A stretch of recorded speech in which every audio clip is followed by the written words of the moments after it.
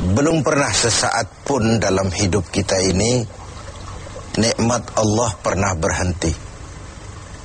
Sejak kita bangun tidur sampai kita tidur kembali, bahkan tidur itu sendiri seluruhnya merupakan nikmat dari Allah.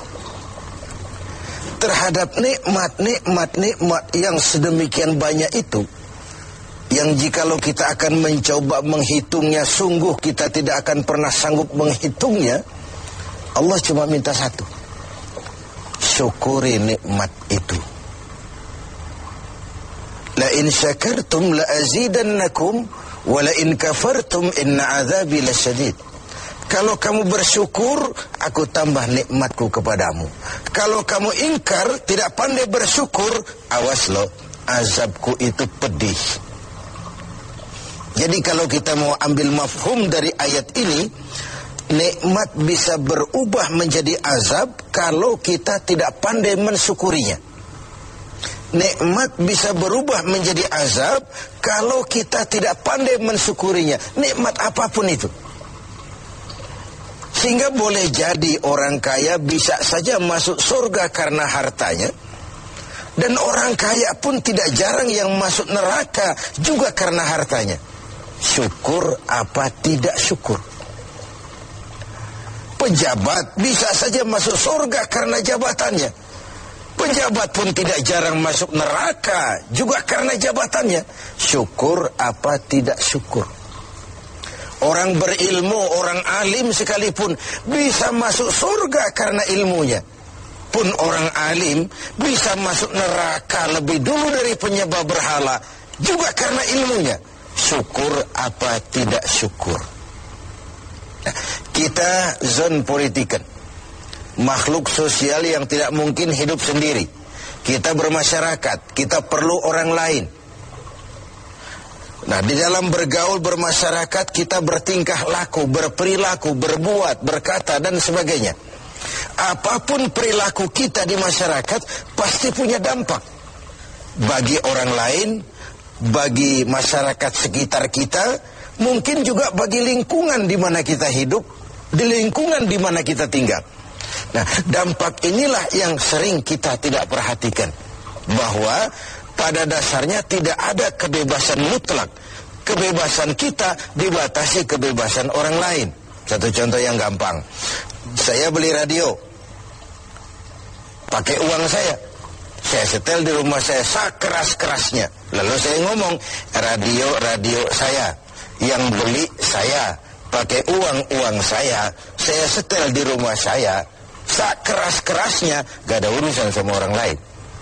Itu sikap yang tidak mempedulikan lingkungan. Padahal tetangga saya sebelah juga boleh ngomong begitu. Kata tetangga saya, ini kamar saya tidur di dalamnya, mata saya yang ngantuk saya. Kenapa suara radio kamu masuk ke kamar saya? Nah, ketika itu kebebasan saya menyetel radio dibatasi oleh kebebasan tetangga saya yang mau tidur. Disinilah terjadinya sikap saling menghormati, sehingga perilaku kita terkendali. Nanti akan kita bicarakan bagaimana pengaruh puasa dalam hal mengendalikan perilaku kita sebagai manusia.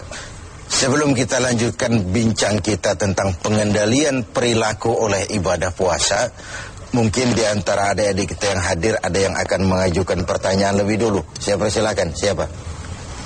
Assalamualaikum warahmatullahi wabarakatuh. Waalaikumsalam. Saat ini di negara kita banyak terjadi bencana. Bagaimana menurut pandangan agama? Ya, sesuatu yang aktual, tetapi mungkin nanti dari pembicaraan ini akan runtun mengarah kepada jawaban atas pertanyaan tadi, karena saya lihat ada sinkronnya, ada kesinambungan. Begini, tadi di awal pembicaraan kita membicarakan ayat, kalau kamu bersyukur aku tambah nikmatku kepadamu.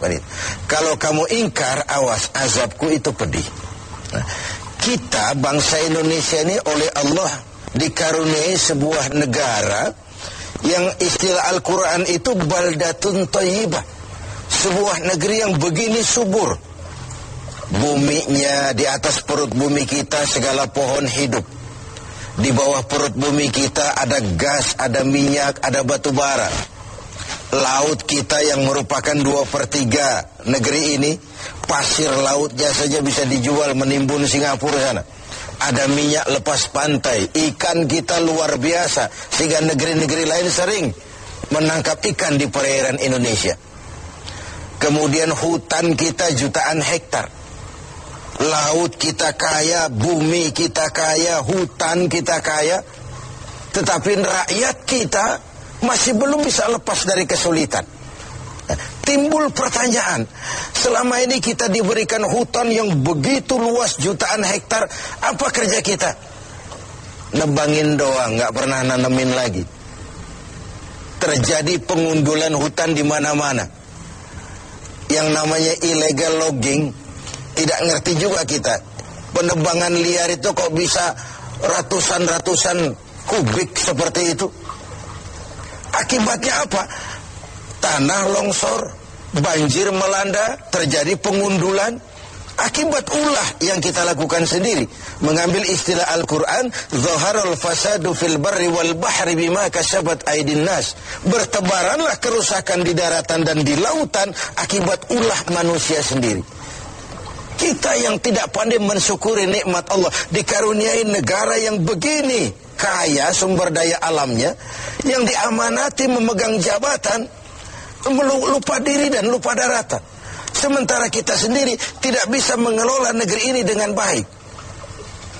Yang disuruh ngurus beras, sering nimbun beras. Yang disuruh ngurus laut, sering jadi bajak laut. Yang disuruh ngurus hutan, rame-rame jadi orang hutan. Ada fenomena-fenomena seperti itu. Nah, lalu bagaimana kaitannya dengan musibah, dengan bencana yang belakangan datang menimpa kita? Begini, ayat Quran menjelaskan bahwa peringatan Quran itu wattaqu fitnatan la tusibanna allazina zalamu minkum khassah. Takutlah musibah, takutlah bencana, takutlah fitnah yang kalau dia datang tidak hanya menimpa orang-orang yang zalim di antara kamu. Orang yang baik terkena juga akibatnya. Nah, dengan kata lain, dilihat dari sisi ayat ini, kenapa bencana terjadi? Ini akibat dosa borongan. Borongan itu kalau sudah borongan namanya, yang benar ikut kelibet juga. Kita nggak perlu cari kambing hitam, tapi akibat 1-2 orang makan nangka, yang lain ikut kena getahnya semua. Di Aceh yang tertimpa tsunami, banyak sekali saudara kita yang baik-baik di sana. Di Jogja pun begitu, di Pangandaran pun begitu. Entah mereka terkena juga musibah akibat dari segelintir tingkah laku orang. Ini yang perlu kita khawatirkan. Jadi kalau yang ma'ruf jalan, tapi yang munkar juga jalan. Kebajikan ditegakkan, tapi maksiat dilaksanakan. Ketika hukuman datang menghantam yang maksiat, yang baik-baik ini akan terkena juga dampaknya. Walaupun buat orang yang baik-baik, ini merupakan ujian. Kan musibah itu kalau menimpa orang baik-baik namanya ujian tuh. Kalau musibah menimpa orang setengah baik itu 50-50. Ini golongan yang sholat rajin, maksiat tekun. Sedekah mau tapi korupsinya lebih gede dari sedekahnya. Cuma lipstick aja ngumpetin korupsinya, dia sedekah. Kemudian yang model seperti ini kalau terkena musibah, itu teguran namanya, bukan ujian. Sebaliknya kalau orang jahat terkena musibah, itu persekot itu, DP. Nah, ini merupakan harus jadi renungan buat kita semua tanpa sekali lagi perlu mencari kambing hitam. Mari sama-sama kita melakukan introspeksi. Berangkat dari ayat yang kita bicarakan sejak awal tadi, nikmat bisa berubah menjadi azab kalau kita tidak pandai mensyukurinya. Nah, ada hadis kursi balah menjelaskan, terkadang melihat ulah manusia, aku ini kepengen turunkan azab saja, kata Allah. Tetapi ketika aku melihat orang-orang tua yang sujud di keheningan malam, bayi-bayi yang tanpa dosa masih menyusu, dan binatang ternak melata mencari makan, murkaku pun surut, azab aku tarik kembali. Kalau kita renungkan hadis ini, masih ada yang meredam murka Allah, menjaga keseimbangan. Orang-orang tua yang di keheningan malam sujud sambil berlinang air mata, nangis di hadapan Allah. Kita hutang jasa dengan orang-orang tua seperti itu. Bayi-bayi yang tanpa dosa, masih putih, bersih, masih menyusu. Dan binatang ternak melata mencari makan, itu potret dari lingkungan keseimbangan hidup. Sekarang kan binatang hampir nggak punya tempat. Kita baca dalam berita itu bagaimana di Pekanbaru sana gajah nyasar ke kota karena hutan kebakar. Ya. Air kita nggak berikan tempat, lalu ngayap kemana-mana, masuk ke lingkungan penduduk. Sesuatu yang dulu air ada tempatnya, sekarang semua buat manusia. Sehingga ketika air datang, mana nyasar dia ke tempat kemana-mana. Ini sebuah potret bahwa kalau masih ada orang-orang yang sujud kepada Allah tengah malam sambil berlinang air mata, masih ada putra-putra bersih tanpa dosa, masih terjaga lingkungan hidup, bencana tidak akan sebanyak ini. Tapi yang terjadi adalah sebaliknya. Yang diajarkan itu orang tua tengah malam sujud, bayi tanpa dosa menyusu. Nah sekarang akibat terjadinya pergeseran nilai, bayi tanpa dosa sering dibuang ke tempat sampah, sementara orang-orang tua tengah malam rebutan nyusu. Ini kan sebuah kesalah setelan dalam menjalani kehidupan ini. Oleh karena itu, menghadapi banyaknya musibah, menghadapi banyaknya bencana, kita tidak perlu mencari kambing hitam, tapi mari melakukan introspeksi. Kalau diuji, kita bukan saja harus sabar, tapi harus lulus. Nah, kalau ditegur, kita harus berani introspeksi, memperbaiki yang kurang dan mengurangi yang memang berlebihan. Mudah-mudahan musibah yang banyak menimpa negeri kita belakangan ini adalah teguran. Syukur-syukur kalau dia ujian. Dan sekali lagi, bukan saja kalau diuji kita harus sabar, tapi juga harus lulus.